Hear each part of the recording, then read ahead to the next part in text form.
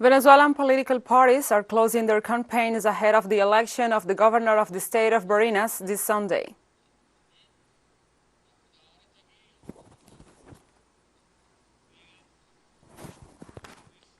Two Palestinians were killed and two others were injured in attacks by the Israeli forces and settlers in the occupied West Bank on Thursday.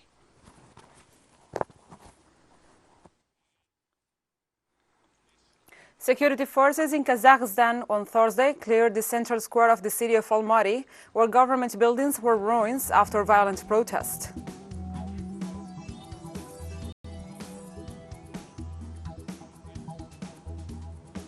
From the headquarters of Telesur English in Havana, Cuba, this is From the South.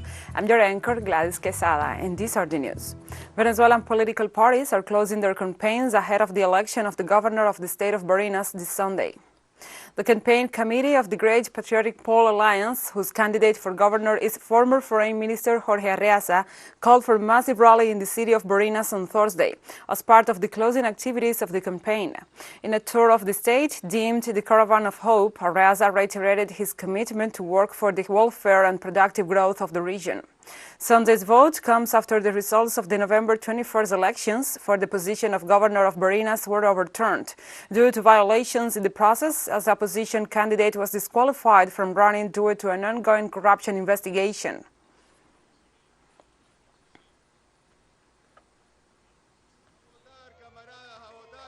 Let's vote Congress. Let's all vote. Let's vote. Let's give the opposition a fight. Let's show that Barinas is a Chavista town. From top to bottom, from north to south, from east to west. The people gave us a warning that we, as leader of the party and the youth of the party, we must also put ourselves up there. That is, get out of the comfort in which we were. It could be that we became complacent.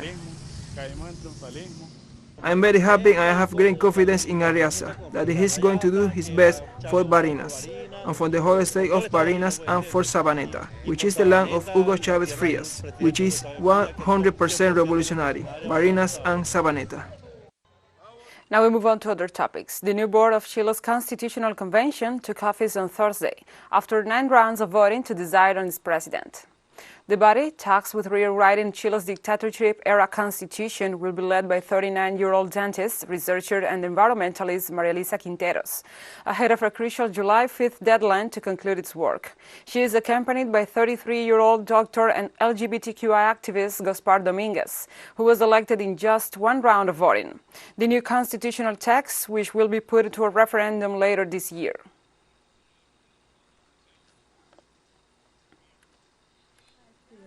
Knowledge and competences at the service of this convention because I know what it means, and it is in the service of the people of Chile. Let us continue to move forward with united and firm steps. Let us stand together holding hands. Let us not let go, and let us move forward with the new constitution that the people of Chile dream and deserve. I am sure that we can change Chile. We need to study, to work looking each other in the eye. We are here to dialogue, and to continue to dialogue until reach the great agreement that Chile needs. Argentina's government delivered a clear challenge to the International Monetary Fund, noting it wants to accept austerity measures that threaten economic recovery. In an event attended by cabinet officials, provincial governors, and business leaders, President Alberto Fernandez called on the international community to support his government's bid to reach a new financing agreement with the fund. Argentina is seeking a new extended fund facility program with the IMF to restructure its existing $44 billion debt, delivered as part of the lender's record $57 billion credit line agreed in 2018 with the government of former President Mauricio Macri. President Fernandez stated that the government has so far been unable to settle its differences with the IMF on the size of the country's fiscal deficit in the years to come. Would have liked to receive a country without this debt, because debts are definitely conditional. A person with a debt will always have a burden to carry.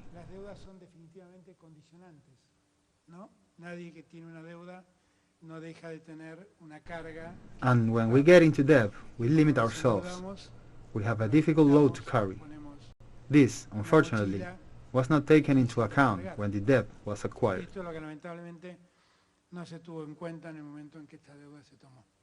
Pero a nosotros But we were voted in to solve the problem, and what we are looking for are solutions that guarantee Argentina, which is now in a stage of growth, does not see itself limited by favoring outside creditors, either private or international organizations such as the fund. o sean organismos internacionales como este. El Salvador's Supreme Court ordered the reopening of an investigation into the 1989 massacre of 6 Jesuit priests that sparked international outrage. Previous attempts to investigate and prosecute the masterminds of the killings during the Civil War have been deflected by legal maneuvers since the High Court declared the 1993 amnesty established after the war to be unconstitutional in 2016. A few years ago, a lower court had ruled that an investigation could go ahead into the alleged involvement of a group of military officers and former President Alfredo Cristiani in the killings, but the investigation was put on hold when the officers appealed to the Supreme Court in 2019. On November 16, 1989, an elite commando unit killed 6 priests, along with their housekeeper and the housekeeper's daughter in the priest's residence. The killers tried to make the massacre appear as though it has been carried out by leftist guerrillas. Only 2 military officers have served short sentences for the crime.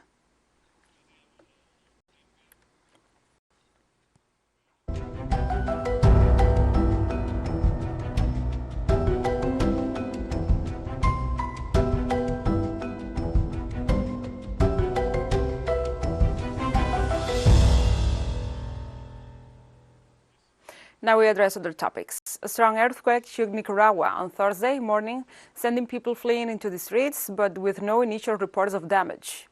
Preliminary data showed that 6.1 magnitude earthquake had a depth of around 17 kilometers, with an epicenter on the country's Pacific coast.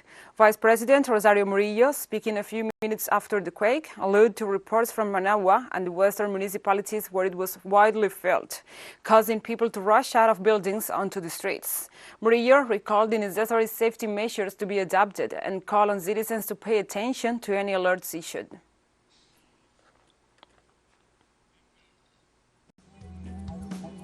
And we'll be right back after this very short break, so don't go away.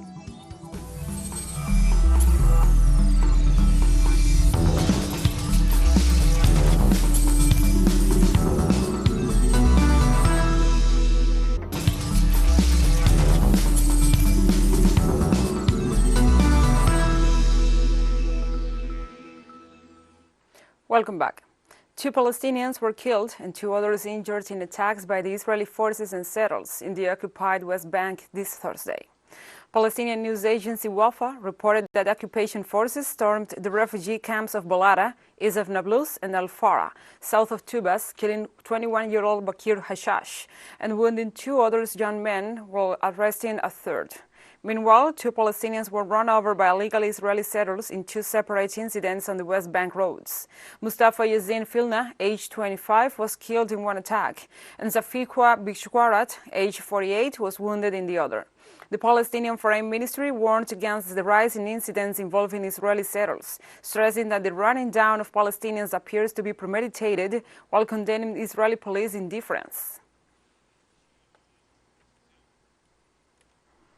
He has been wanted by the Israelis for over a month and was expecting to be targeted any second.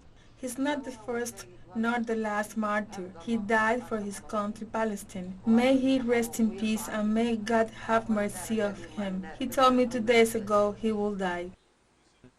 Sudanese protesters braved tear gas and water cannons on Thursday as they rallied in the capital Khartoum against the military and demand a transition to civilian rule. According to the Central Committee of Sudan Doctors, 2 protesters were killed on Thursday while taking part in the latest mass demonstrations against the October 25th military coup. The latest killings bring the overall death toll to 59, the committee said. The power grab by military chief General Abdel Fattah al-Burhan more than 2 months ago dismantled a precarious power-sharing arrangement between the military and the civilians established in the wake of the April 2019 ouster of longtime ruler Omar al-Bashir. The latest pro-democracy mobilizations come in the wake of the resignation of interim Prime Minister Abdel Hamdok, who was reinstated in a November 21st deal with the military after international pressure.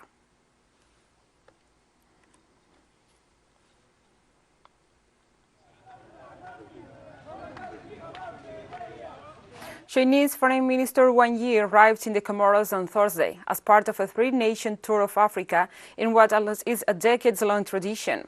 For the past 30 years, the Chinese Foreign Minister's first international tour of each year has been to Africa. This year, the tour saw Yi visit Eritrea, Kenya, and the Comoros. On Thursday, the Foreign Minister rejected suggestions that Beijing was luring African countries into debt traps by offering them massive loans, dismissing the idea as a narrative pushed by opponents to poverty reduction. A large number of major infrastructure projects have been completed across Africa due to the preferential financing offered by China. China is Africa's largest trading partner, with direct trade worth over $200 billion in 2019.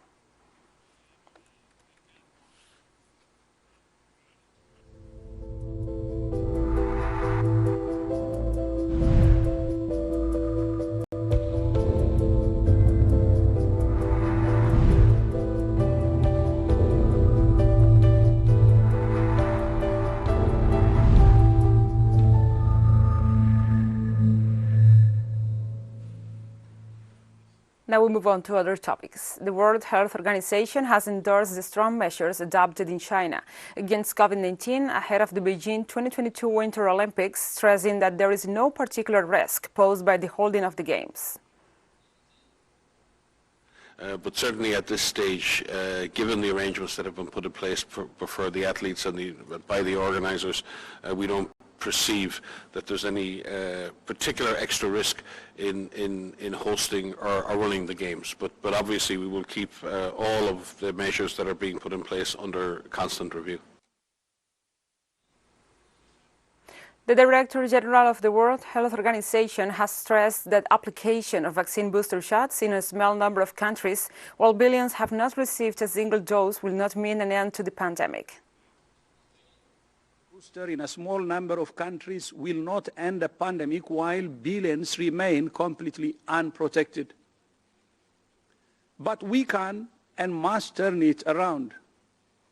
In the short term, we can end the acute stage of this pandemic while preparing now for future ones. Last week, the highest number of COVID-19 cases were reported so far in the pandemic.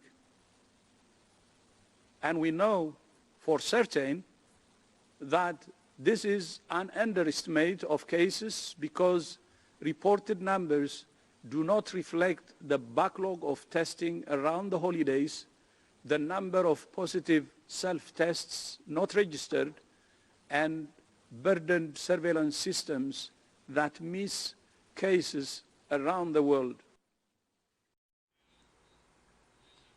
The government of Bolivia announced a 3-week suspension of the requirement to show a vaccine pass for entry to public and private institutions. The Ministry of Health emphasized that the measure seeks to decongest vaccination centers and to allow more time for the population to get their shots. The requirement to present proof of vaccination will now come into force on Tuesday, January 26. The proposal was generated protests from anti-vaccine groups.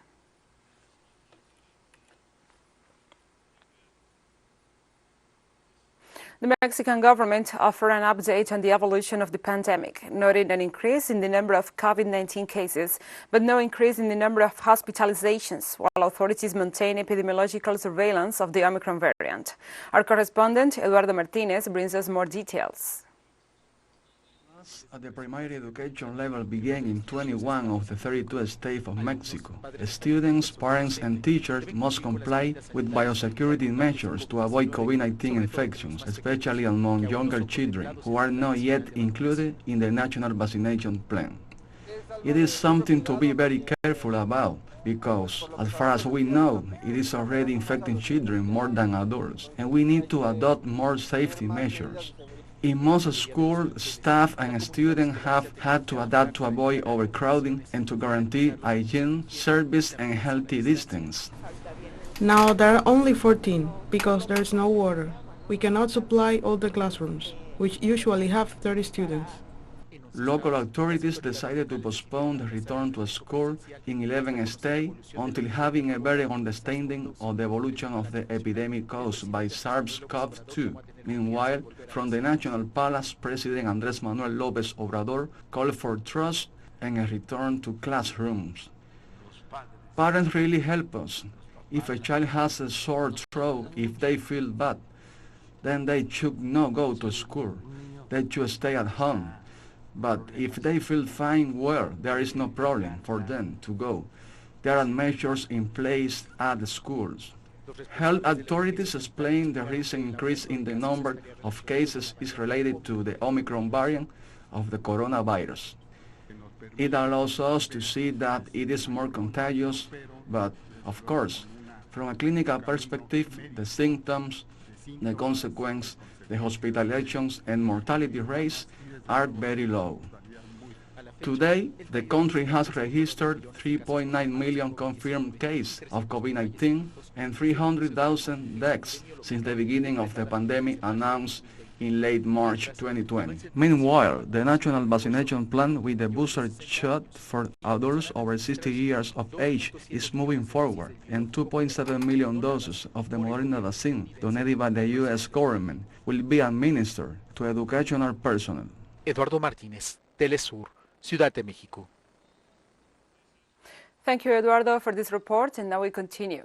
Winter storms in the United States have delayed the shipment of Mexico of 1.2 million COVID-19 vaccine doses donated by the Moderna pharmaceutical company. Mexican Foreign Secretary Marcelo Ebrard announced the arrival of the batch of vaccines on Monday, noting that it was the first donation to come directly from a U.S. company in the context of the pandemic. Authorities had planned to roll out further booster shots against the coronavirus with the shipment, but the campaign has been delayed due to the bad weather.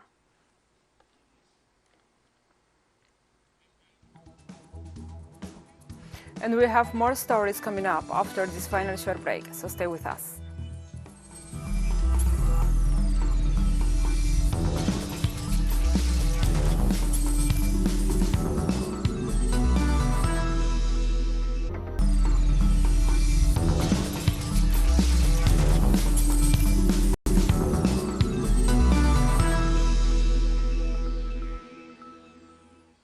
Welcome back to From the South.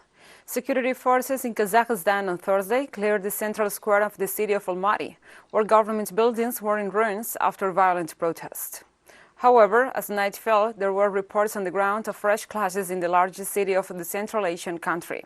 On January 2nd, crowds took to the streets in two cities of the Magnitskaya region in southwestern Kazakhstan protesting against high fuel prices.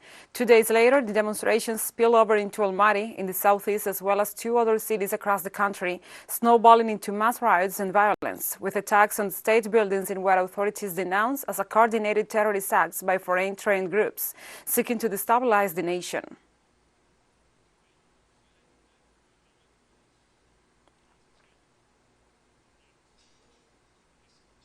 The number of Kazakh law enforcement agents killed in clashes with participants of mass riots has risen to 18, according to the Interior Ministry, which also informed that over 700 police officers and National Guard servicemen were injured. According to authorities in the city of Almaty, 2 members of the security forces were decapitated in the violence.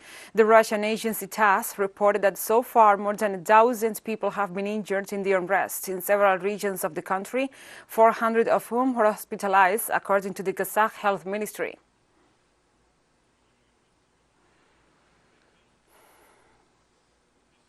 The governments of Russia and Belarus have denounced foreign attempts to destabilize Kazakhstan. Our correspondent, Odette Diaz, brings us more details. Colleagues, thanks for the contact. The Foreign Ministry of Russia and Belarus issued statements today denouncing the attempted coups and violent acts in Kazakhstan and expressed their support for the efforts of the authorities of Nur-Sultan to stop the riots. Both diplomatic institutions stressed their support for measures implemented by the authorities of the Asian nation to restore the normal functioning of the country. Meanwhile, Moscow reaffirmed its compliance with its commitments with the framework of the Collective Security Treaty Organization and its support to adopt urgent measures to respond to the rapid deterioration of the internal political situation and the increasing violence in the Central Asian country. In the contest, they consider the events of Kazakh territory an attempt to undermine the safety and integrity of the state using force and organized armed units trained from abroad.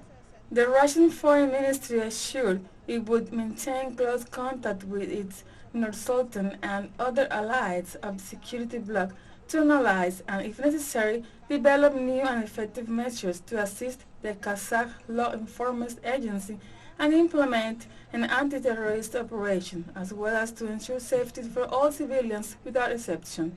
The Kazakh president decreed a state of emergency for 2 weeks across the entire national territory and dismissed the government, which he considers guilty of the liberalization of fuel prices and the consequent rise. President Tokayev took control of the National Security Council, and his last meeting discussed the liberalization of fuel prices and the consequent rise. President Tokayev took control of the National Security Council, and his last meeting described those involved in the violent clashes as terrorists, which so far have left a total of more than 20 deaths, including 2 decapitated law enforcement officers. This is all the information we have so far. We will continue to follow the events. Back to you in the studio.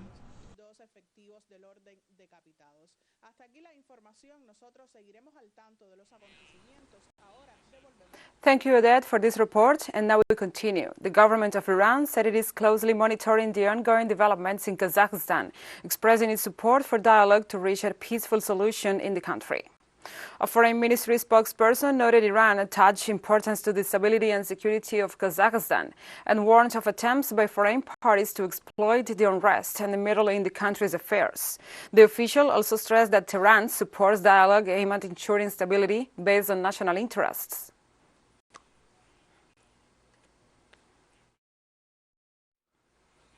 United Nations diplomats are in contact with officials in Kazakhstan as the organization follows the events and calls to exercise restraint, refrain from violence, and promote dialogue. In Kazakhstan, the country team has about 45 international staff and about 240 national staff, not including dependents. Also, we have about 25 UN staff who are working sort of back office for the UN mission in Afghanistan. They're all safe and sound. There's a larger number of people who fall under the UN security arrangements, and those are people working for various regional development banks, and that would bring up to 101 internationals and 530 national staff. But everyone is safe and accounted for, which is the important thing. And we have come to the end of this news brief. But remember, you can find this and many other stories on our website at telezorenglish.net. And also, if you feel so inclined, please join us on social media for all the latest news. We are on Facebook, Twitter, Instagram, and Telegram. For Telezor English, I'm Gladys Quesada. Thank you for watching.